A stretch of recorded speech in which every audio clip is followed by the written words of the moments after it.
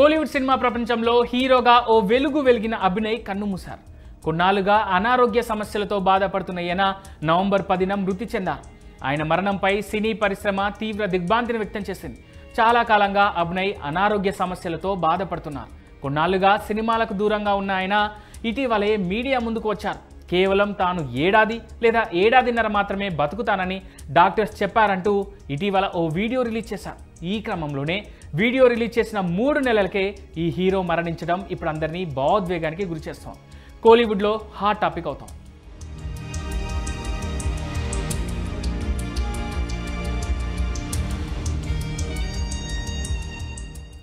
మలయాళంలో నటి టీపీ రాధామణి కుమారుడు అభినయ్ కింగర్ 2002లో విడుదలైన తులువతో ఇలామై సినిమాతో సినీ రంగంలోకి అడుగుపెట్టాడు. దర్శకుడు సెల్వరాఘవన్ దర్శకత్వం వహించిన ఈ సినిమాలో ధనుష్ హీరోగా తెరంగేట్రం చేయగా ఆయన స్నేహితుడిగా అభినవ్ నటించాడు. ఆ తర్వాత కయత్తుం దూరతు అనే చిత్రంతో మలయాళ సినిమాలో నటుడిగా అరంగేట్రం చేశాడు. ఆ తర్వాత తమిళం, మలయాళ భాషలో పలు చిత్రాల్లో అభినయ్ హీరోగా మెప్పించాడు.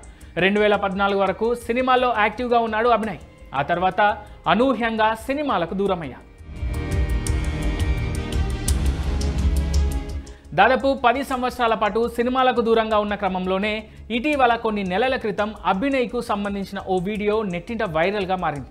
అందులో అతడు పూర్తిగా బక్కచిక్కిపోయి గుర్తుపట్టలేనంతగా మారిపోయి కనిపించాడు. తన వైద్య ఖర్చులు భరించడానికి తాను ఇబ్బంది పడుతున్నానని సాయం చేయాలంటూ ఆ వీడియోలో అందరినీ వేడుకున్నాడు. ఇదే వీడియోలో తాను ఏడాది కంటే బతకలేనంటూ ఎమోషనల్ అయ్యాడు. ఈ క్రమంలోనే చికిత్స తీసుకుంటూ అభినయ్ కన్నుమూశారు. ప్రస్తుతం అభినయ్ వయస్సు 44 సంవత్సరాలు మాత్రమే.